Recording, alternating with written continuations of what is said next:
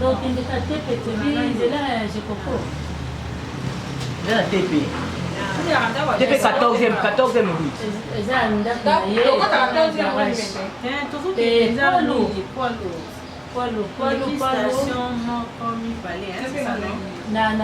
Parce que côté de l'Aïsta.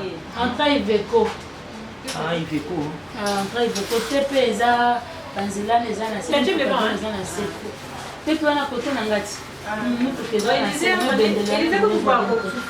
Élysée 14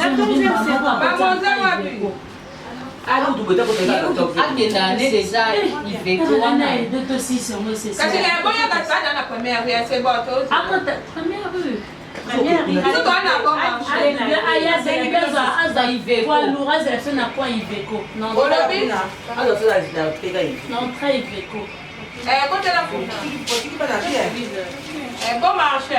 Bon marché.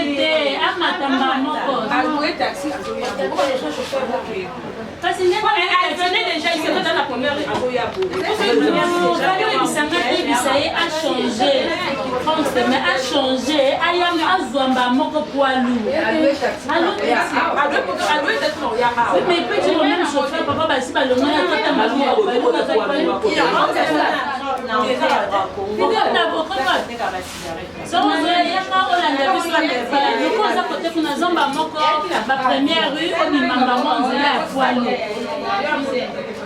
ah, c'est la poilu comme ça, on va avancer, on va entrer dans les ah, voilà, c'est comme une entrée de Kobe. Ah, donc tu as démarré sur quoi? Tu as démarré le temps aux arrêts.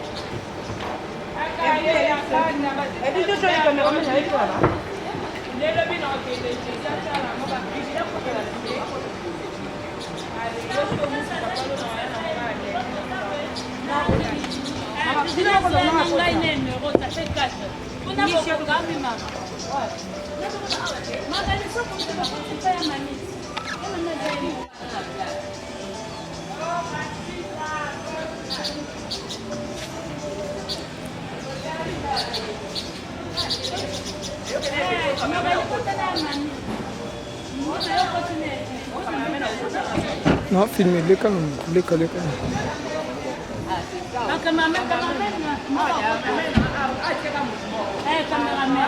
Cameraman, tu peux cameraman dans mon souci au côté pas merci ma frère c'est là. Evelyne.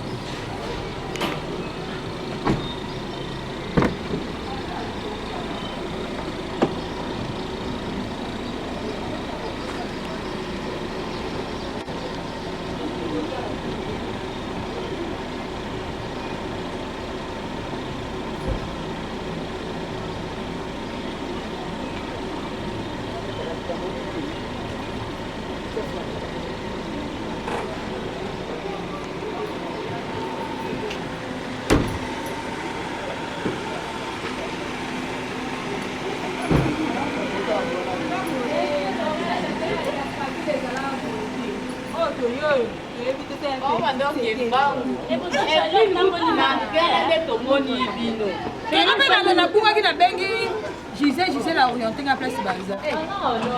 La bien, on cortège, on cortège ali. Il y a Kabila. La dina bazaro, tu m'as a dirigé biso quoi. Attends, on coupe le dans que les yo ni ngani. La personne a la bosso bozate. Quand on le bâche, il faut dire ce que on le laisse pour yo. Quand nous OK, il va ni nous OK délire. Nous OK de parler au Kwasuki. Je n'ai que ma mère. Puis ce que chauffeur est ma mère quand c'est que il y a des autres lycées. Habité que chauffeur là, il faut savoir comment on va se demander à chauffeur. Dem je la pourquoi il c'est des caméramans. Maman toute là bon c'est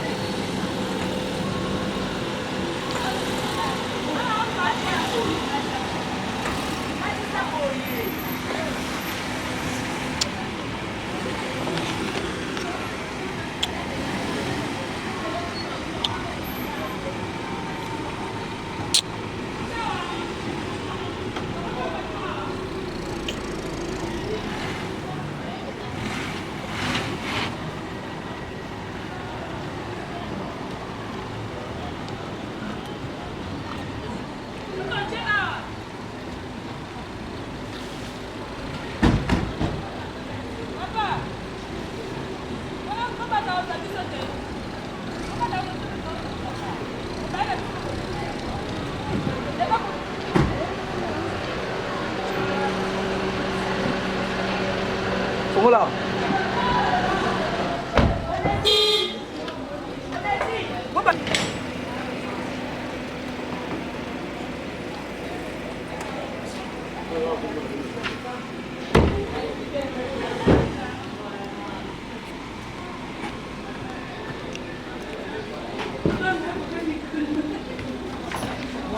Bonjour.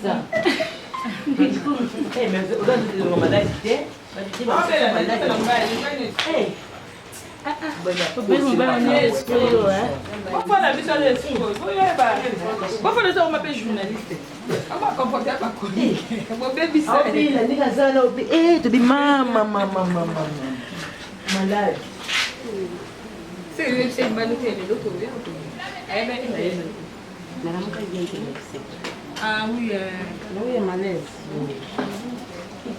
Ah, merci beaucoup. Merci.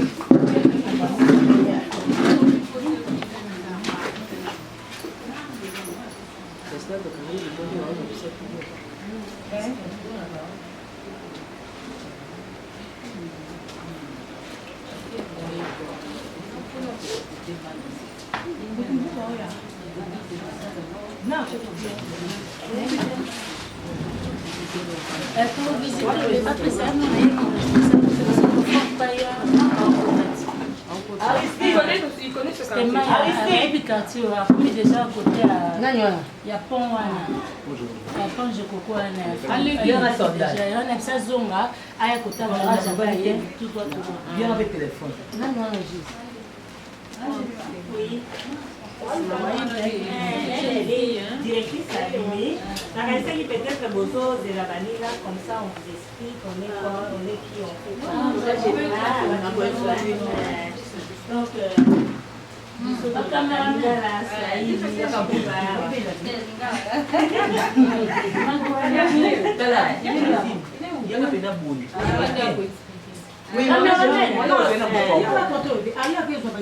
une très belle surprise. Ce n'est pas tous les jours qu'on rencontre ces belles femmes. Et souvent, on les a vues. Elles nous ont donné l'espoir de vivre, l'espoir de percer. Donc, vous voir comme ça donne le stress. Des fois, là, on se dit, mais on va dire quoi?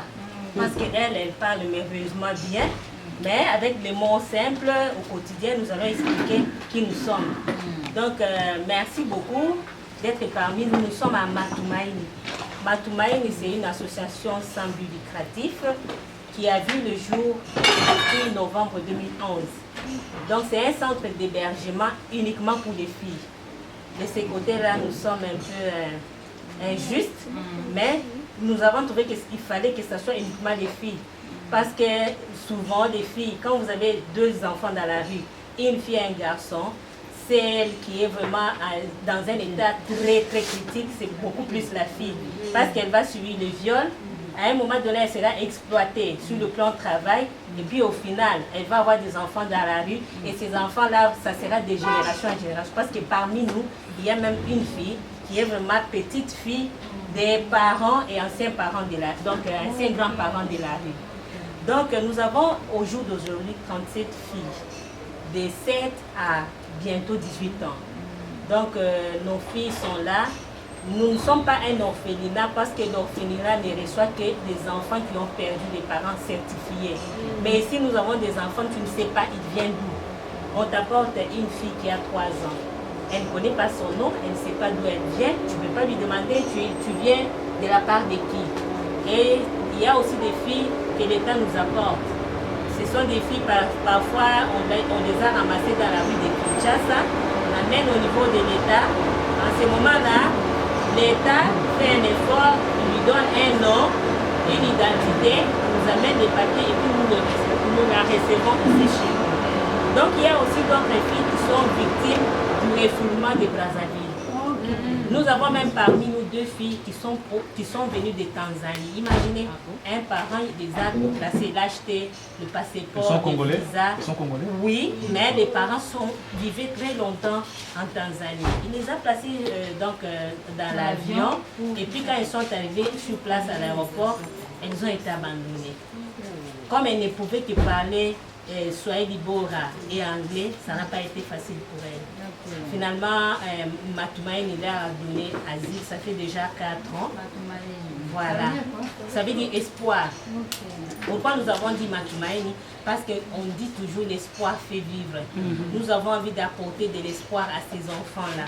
Nous leur apportons l'espoir à travers le travail, à travers d'abord l'école. Parce que toutes vont à l'école. Toutes les 37 vont à l'école. De l'école primaire jusqu'à l'école secondaire. Mais malheureusement, nous ne pouvons pas aller au-delà de l'école secondaire parce que l'université, ça coûte extrêmement cher. Nous vivons comment? Par rapport sur le plan scolaire, nous disons merci à IFE. Vous voyez chez nous là, il y a le logo de IFE, l'Union des Français de l'étranger, de Kinshasa. Et ces merveilleuses femmes et ces merveilleux hommes, depuis le début de Matumaini, prennent en charge la partie scolaire.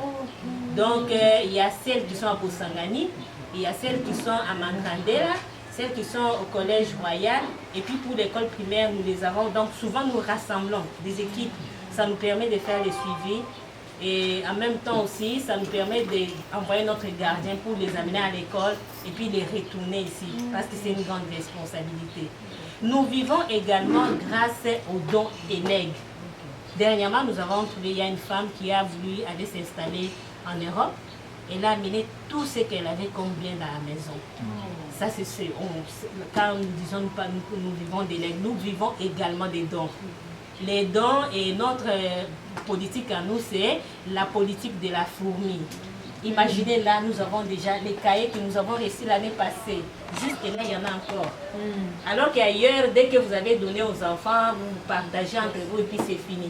Nous avons des cahiers, nous avons des stylos. Quand nous recevons des dons, nous les gardons. Il y a des papiers derrière tout ça, nous les gardons. Nous les gardons parce que nous disons l'avenir c'est demain. Pour arriver demain, il faut préparer aujourd'hui en se référant du passé.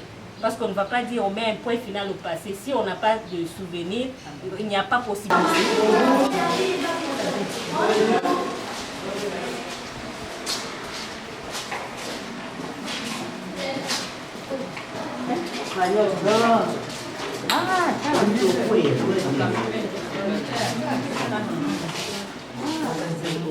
Ça, c'est une chambre des grandes filles. La chambre des grandes. C'est là où elles mettent le plafond, là où elles rangent leur habit. C'est la chambre des grandes.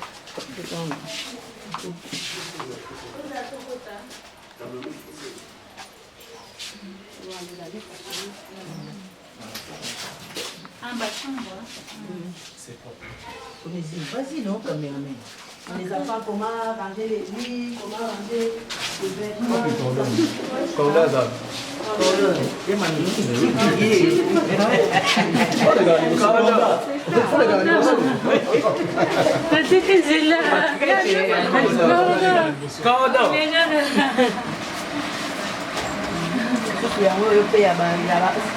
Moyenne.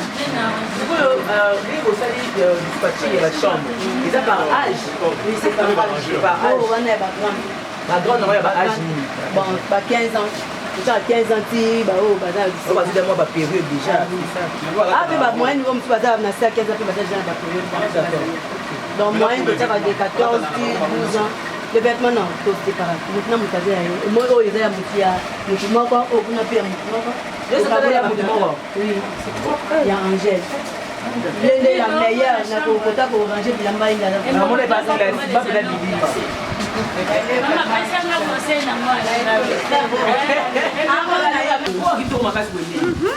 Oh, c'est un petit côté, il y a un oui. Et puis, aux Adans, il n'y a pas même 2 semaines, il y a IAC. Moi, c'est maman Mireille Basile. Oui, il est à Tindel Bamou. Oui, ah, déjà, américaine, et Linda, c'est la bonne moi, on a pour la poussière.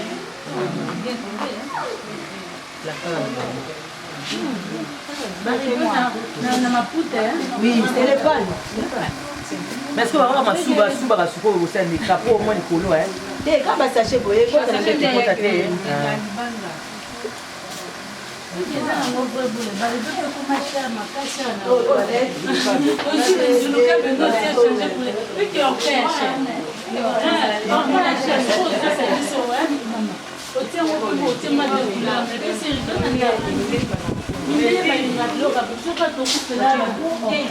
jouer exactement à Bango. Jouer sur le petit, jouer, il faut retrouver partout, tout ça. Les aliments, tous ceux qui sont en vacances, la détente, oui, la journée, tout bien, c'est là-bas. On a un moment classe, donc, on doit attendre, autant mater tout le temps, ça, c'est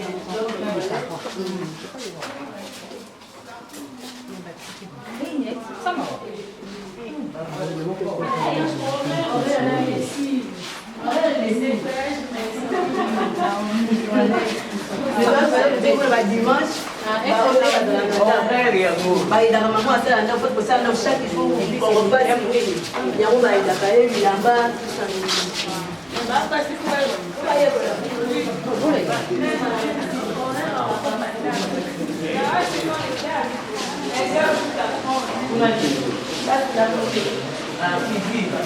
ils appellent portant,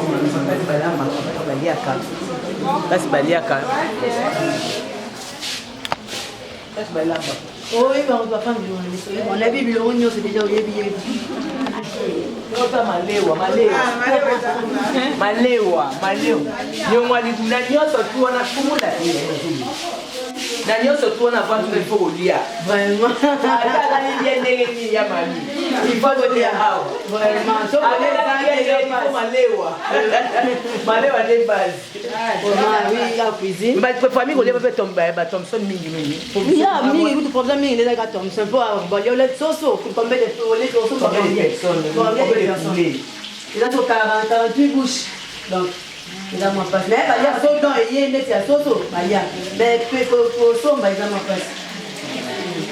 Ba poisson de yé là-dedans, ba poulet la poisson de l'eau de base, l'haricot, les bouilles de produits.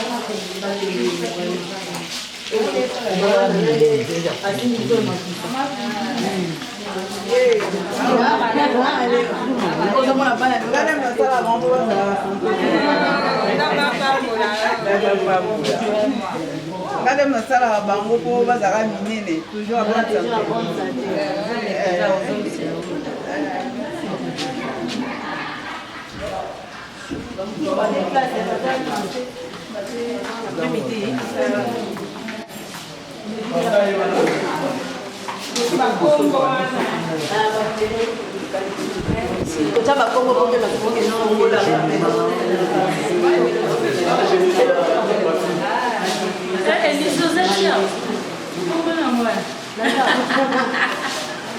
Et les autres parties dans les téléphone. Oui, je l'ai pas. J'ai pas d'Élysée là-bas. On va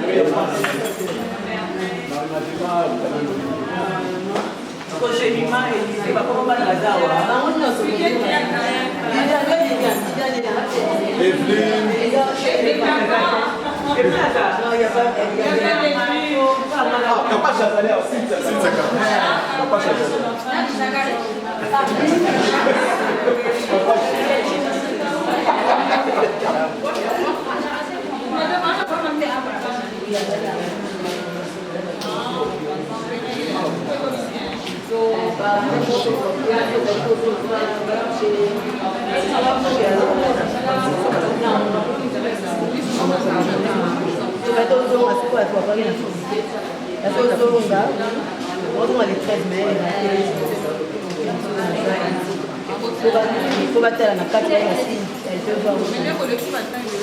Non, pas moi, mais elle peut dire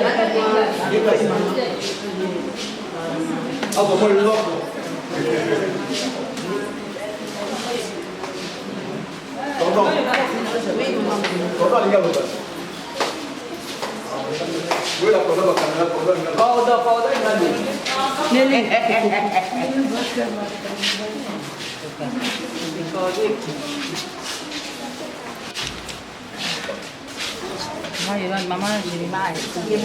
Nyonso.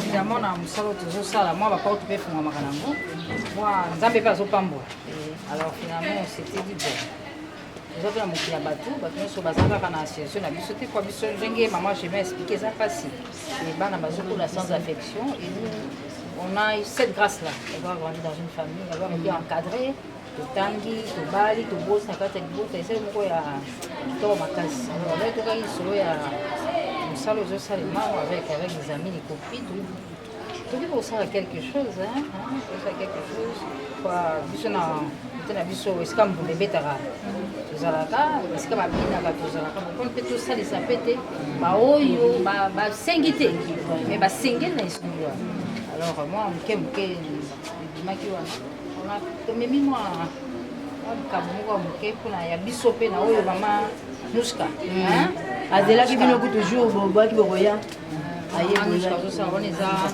suka na sacerdoce ye na ye molungami na mwana na bango mipesi Donc ça nous a beaucoup touché. C'est vrai, toujours on a pu pas ces années, mais si on peut faire quelque chose.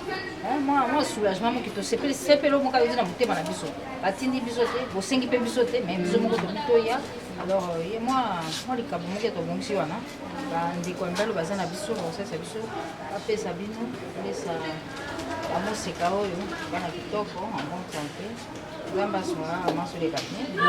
Comme maman, j'ai mal au bout côté hôtellerie. Dès qu'à trouver tout. Nzela, on les a bien écoutés, comme disant à téléphone, pour se rappeler, parce que vraiment, c'est pour nous, ça les a formidables. C'est vraiment formidable. Vraiment, merci beaucoup. Merci pour votre visite. On s'attendait que nous mais une fois, tout le monde, maman, Virginie, non, ma femme de médias, pour visiter Bino, tout ça. Vous avez vraiment laissé. Jusqu'à présent, tout le monde est vraiment confirmé. C'est payé. Il aura le bami que Dieu vous bénisse vraiment.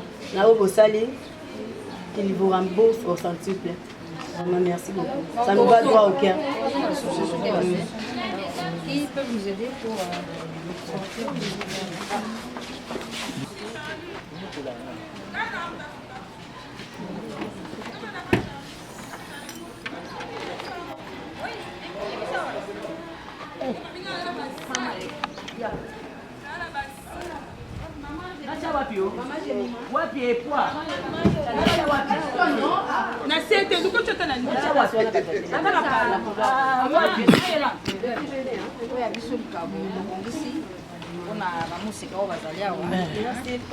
Qui Nelly vient prendre. C'est belé comme ça, c'est bon juste. Vraiment, merci beaucoup. Merci. Bagio, la classe, tout ça. Et la rabarou, ma classe.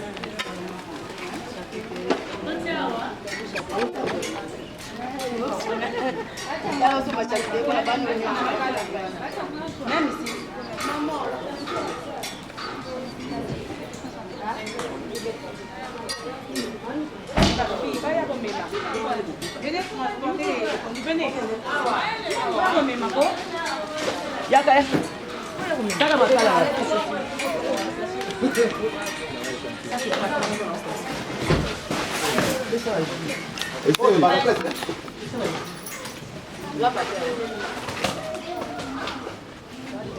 On va faire les enfants beauté.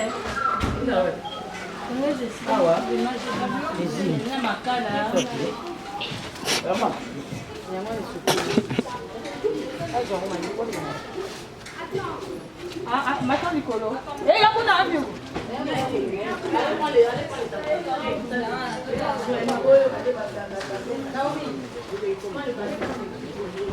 TV, la chaîne de l'excellence, je m'appelle Omba Koto, la valeur ajoutée. Ndebo uti moni na ba image, comment est-ce que tout ça musala ko tia ba ofele ba beaucoup epesa ka ngoni fambo. Bobo ekopesa na place o to kolokota ya mabe, na place o to kolona un jour to kolona oyo to pesi lelo comme toza na ya mamili là to nabeka ko swali moniki par rapport yango. Notre cordon notre cordon qui est là. Côté monter à ma casse, il y a des eaux, on a monté à ma casse, il y a Snell. L'école, parce que ça va monter, n'est-ce mon abana misusu. Côté état que biso RFCC. Donc ça moi appris mon koana ya mami, pour le bani sur ça. Pour le coup moi étiqueté quand discours ya maman na pour ya côté. On est à l'isolo, hein. Régie des eaux Snell, on est à l'état. Tant que suspect va être l'isolo malamute, deux ans à Kingabois et ça quartier industriel par définition.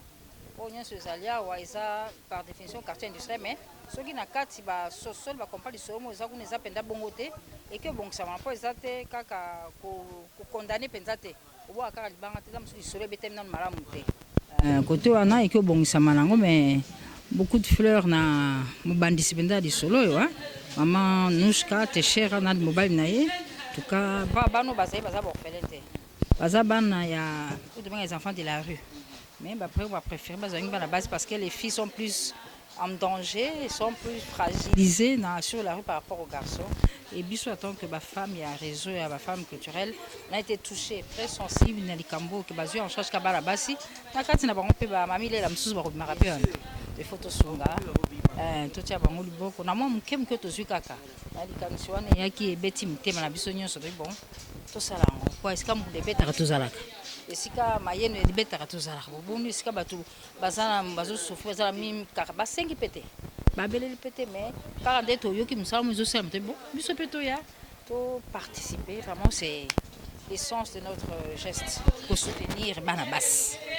Au ressenti nini na omona bana au ressenti ni personnellement eta ko maman esa ya pasi eza pasi mamsusu koloba ya kosilika eza pasi baza koluka bana baza koluka mabota mais bakoto mosusu babwaki heureusement mpe nzambe na bolingo yo bwaki alokoti yango peut-être na nzela ya lisolo ya matumaini mais nzambe akumisa baka. Merci beaucoup. Voilà, on continue avec les interviews. Toujours, il y a Charlie Prince qui est là. Moi, mon bal, il m'a bêti tout. Ah, maintenant, tu sais pas cordon, tu sais pas, mamie, comment cordon, on veut dire, il a évité quoi. Il y a Charlie Prince, mon bali, aux alis, moi, kotala, kotika, biso basi, na ko accompagner biso kotala, ba orphelin, ou ba orpheline, ou ba bana, ou ba shege, le pas baza ba shege ni ba bezu kaka uniquement ka basi. Et toi que papa, mon boti, et ça le ndrini. Mais d'abord, on a remercié Bino et trop les femmes culturelles du Congo. Na initiative bozui ya koya kotala bana oba bana lokola bana biso na bandako kosunga bango. Vous êtes toutes des femmes. Vous pouvez kosunga bilenge basi ba koma lokola bino lobi on de ba kokita na bino lobi. Et ça plaisir ya trop ngai na ko encourager bino. Mais ça mawa les hommes parce que tu es baraté mais on photo comme rapporto mon amarambo et les cannabisika boy bambo on souto zoara to bisa ngo pa matam soke na ngona baro melio le tout ça na restaurant $100 et kufi et ko sunga banu na monia esalinga pasi na kuta na mona mokaza ko mone jemando ya mona na ngai esalinga pasi makasi omba na ju décision na mutema na nganza mbeka mutayebi na ye kotika bino lelo peut-être lobby na kozonga pe na ndenge na ngai moko lokola mutu lokola moboti po to yebi lobby te bano baza awa bakanaka te ke ba osuka boye botamaka na ba parents mais circonstances ya vie nde sali que ba se retrouver awa o tozomona attention su ba omba lobi bazali awa ba mami lela bazali awa ba rota pe ba konzamboka on ne sait jamais au moins la pe première dame pas awa on ne sait jamais donc o bo sali nzamba zong c'est la bino ya koleka akanisa bino boko bana ba initiative malamu boye je pense que même Zambia au CPA na bino nesika ba distraction ma pa pamba ya ngonde we bongi na bino ko sala en tout cas Nzambe apesa bino ya mingi esika bobimisi etika libulo en tout cas Nzambe azong ça senti quoi. Merci beaucoup. Je continue avec les interviews. Voilà, Mishmima, on va recevoir d'autres amis au Tué Nabango. Nous sommes bel et bien RFCC et Zali Union, il y a des journalistes, tout ça qui est monsieur connu musical, au Tué, au Sangana, au Tué, Mishmima, au qui discours au Talibana et Salundé. Selinga Mabe Makasi. D'ailleurs, lorsque la dame là était en train de parler, je sais pourquoi. Parce que sur la télé RDC, quand on est au Lubaki, RDC Zambo Kamunene, on a tout. Tout ça, donc ils permettent de tout zombongo. Et quand elle a dit que Bana Oyo, Bazawa, et surtout Bana Basi, Bana Basi, Bazarana Makambo Belé, Bazawa adolescente. Omoni, Bazana Makambo Belé. Hôpital pour bakende ba soins médicaux na bango ekutaka tant ça comme un hôpital mo ba so foot à l'euro la batunions et ça linga passé une personne un enfant qui se retrouve sans parents tout le baka bongo azana parenté alors pour foot à mon le roi batunions le roi bateau ba na ba parents. Moi je pense que dans notre pays il faut ba centre de santé ba ça ba centre de santé oyo et qu'on permettre ba orpheline oyo bana ayebi non ayebi comme maman na été ayebi comme papa na été parce que situation ya vinde salaire ko a se retrouver awa ce qui mboka na biso et ko kito na senga maman Denise ce qui loko ayo zawana okuki osala ba centre pona ko sunga banoyo bazora ba soins médicaux ya orphelin parce que tomoni ndenge ba maman bazo encadrer bango ba musu balala kawa. Or lelo RFCC na mukie oyo toa nango toa na biso nango ebelete. Et nous sommes aussi en train de demander tozo interpeller bandeko mususu oyo bakoki osunga RFCC pour que prochainement tomemi ya mukie na simbala sima to mema ya ebele. Voilà. Merci beaucoup Micho Mima Sembediji tozoye moko madame accompagné qui photo visiter kuna na kati un mot par rapport à visite na biso RFCC réseau de femmes autosalaka émission chronique musicale un mot par rapport à descente na biso awa na kati ya orphelinat. Oui, par rapport à descente, c'est vraiment tout CP mingi. Nous sommes ravis na descente na bino. Donc bo pensez vraiment dans vos yeux mutema wana ya kibo mama ya kota la pe bana bino msusu baza awa quoi porter le bango quelque chose pas na bino le beza muke mais pour nous c'est vraiment beaucoup. Ça nous a vraiment choqué, ça nous a touché vraiment, que Dieu vous bénisse. Bo l'embate bo continuer toujours à soutenir biso donc merci beaucoup. Merci. On continue avec, je continue avec mes consoeurs Magali Sissi et Yaya Magali. Mais Yaya Paya Magali aussi Magali Sissi. Voilà, comment on a bouillé, Kouya bouillé, t'as que pose la bana, comment on a pas faute de laisser bana oyo ya baza délaissé comment on a bana oyo bazaki ba shege mais orphelinat oyo ezui bango pour encadrer bango ezui kaka uniquement que les enfants. Sur ça. Omba, merci, mais je crois que nakata initiative, idée za ngamogote, idée za yo, idée za bandeko mususu, toza basi, tozo bota bana, biso to mona ralelo totara le présent, mais ekoya lobby yo subvenir lobby to éviter. Vous comprenez? Dans le toujours basi to kutana kate, les lo basi à médias, baswanaki, ba ofinga na télévision, babundi, on est toujours dans les futilités. C'est pas bien. Le réseau na biso ezu initiative ya bien. Ya aucun de quoi assister. To ko assister le to na biloko, le beto ko ya na ba leçon. To y encadrement autrement. Vous comprenez? Au moins yango etika biso vraiment to banda na ONGO et surtout eza que ba fille. Bana to moni bana baza en bonne santé. Baza vraiment bien éduqué. Je crois que ONG eza ebele, mais auquel beaucoup ta bana. D'abord to côté tout ça les visites ensemble, tout le monde dans la chambre na bango eza propre. Et zo la ça déjà que bana bazo kol sa bango na éducation moko ya bien. Parce que une fille faut y baquer propriété dans les bandar bisiko outi bisiko vandaka bisiko la kaka ndeko zo tambolate. Donc déjà tozui initiative pour na apporter toujours un plus parce que tozali parents to et ko la pe bisiko ko la pe bana bisiko ko la bandeko na biso. Donc vraiment tout un intérêt ya koya ko assister bango quand na bilo côté na nyonso même na moral. Hein? Merci. OK.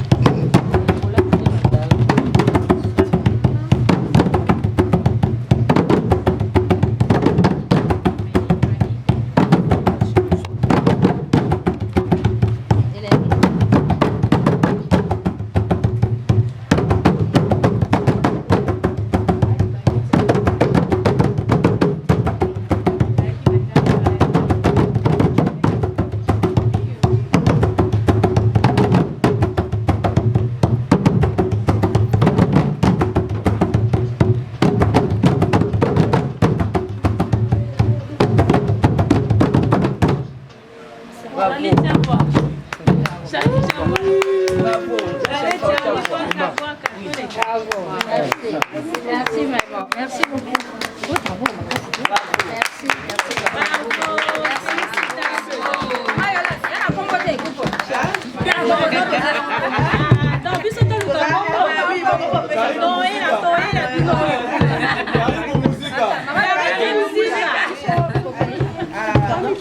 Ah oui, vraiment. Merci beaucoup. Merci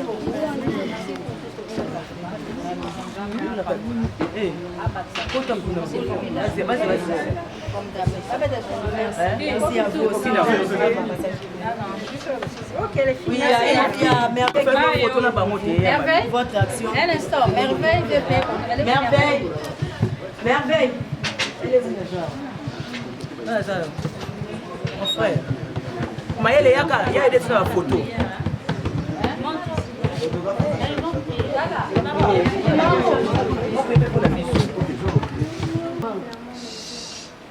Antoine, qui s'intitule Antoine.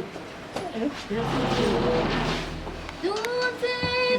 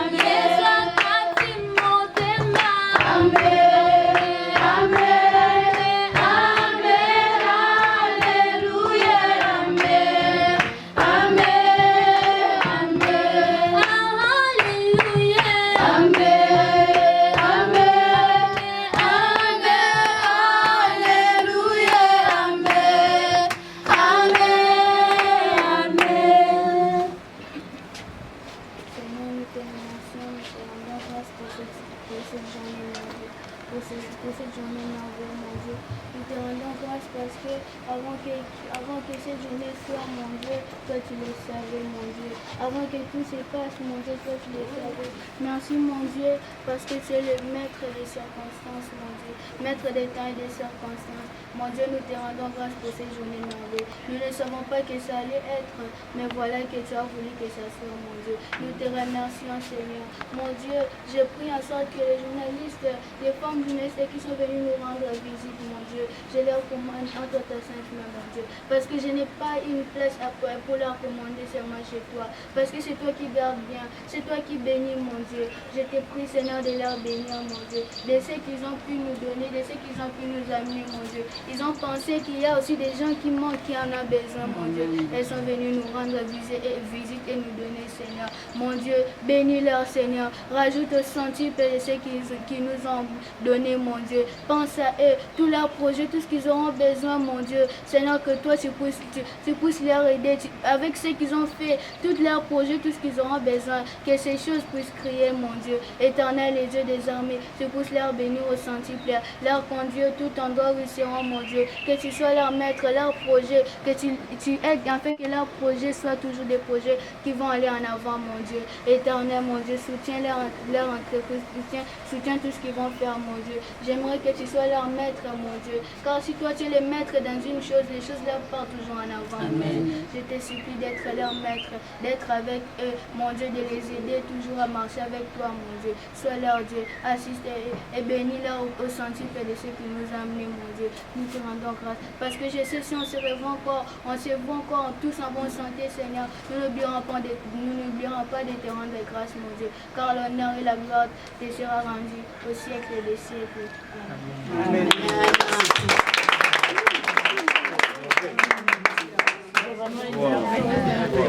yango wana heureusement FCC wana RK liboso mpona koévite ka makambo parce que molaki trop mpona toluka tobimisa RFCC wana vraiment ce que je tiens à retenir à tout le genre oyo bainternaute bazolanda biso partout na monde entier France tema tokonaki site na yo parce que toyebi que biso ezalaka mingi te parce que po accompagne biso yo kozo ozala biso ti po accompagne biso à part Op TV Afrique Info banozala kotambola biso pas à pas tout au long de notre objectif to atteindre objectif na biso ce que je dis aux gens de retenir que place ozali moki omona nango likopesa bao bazangi c'est très important pour mabele otobuki oyo tolie otoyekolona tobukaka un jour moni prière moi mwana asali oyo tomoni omona moke c'est très profond na minute olola baange baoki baprière oyo mwana asali nayebi kende na okonduit motokoatide koyanga te eloko mabe koya te grâce ya mwa liponga na pesi bango donc c'est très important il faut toyeba nini kopesaka donc les gens baretenir kaka obwaki loso yeba bato bazolukango bazali obwaki lipa na poto yeba bato bazolukango bazali donc c'est très important numéro eza chose besoin pour soutenir biso bengika France tema ayineni ya kokomisa biso mo eloko poto boko merci beaucoup nous ensemble na bino en marche première descente de la mission orphelinat une initiative il y a femme de médias oh tout ça émission chronique musicale Virginie Manganga yo ndemto pesa biso vraiment adresse yo un mot par rapport à ça il y a que pourquoi choix ya orphelinat tokoli mingi na makambo ya catholique na catholique bayesa so toujours boboto na bondeko et tovandi mingi na basango tomoni nde nini bankadraka bato bazangi lisungi ou bazangi baparents ou bazangi esika kolia alors tant to créer réseau de femmes culturelles du Congo tolobi na photo mener action moko boye parce que tozana ba projet belé vraiment éminent alors nous serons là juste pour défendre la femme ya âge nyonso surtout penza na bana mike alors okanisa nini bano yo bazangi biloko ya kolia bano bazangi esika ya kovanda bao ba récupérer bango pourquoi pas coopporter un plus na bango et on tobaki non action liboso to kenena koluka ba enfants abandonnés alors na ba réseau peka tozala nango na ba église nde ba ya ko expliquer nga place oyo esiko ba encadrer bano ba parents ba bwaki bango surtout ya basi nde tobaki non to apporter un plus on ba yozanga à $20 $30 so to fait moi 10 moi muke to sangisi et puis wana bénédiction pour na biso pe eloko moko ya malamu pour na bana oyo juste tant to kitsa bloko wana mona moko alobi ah tongai to lia pondu on a bandongo na so to boka ba pondu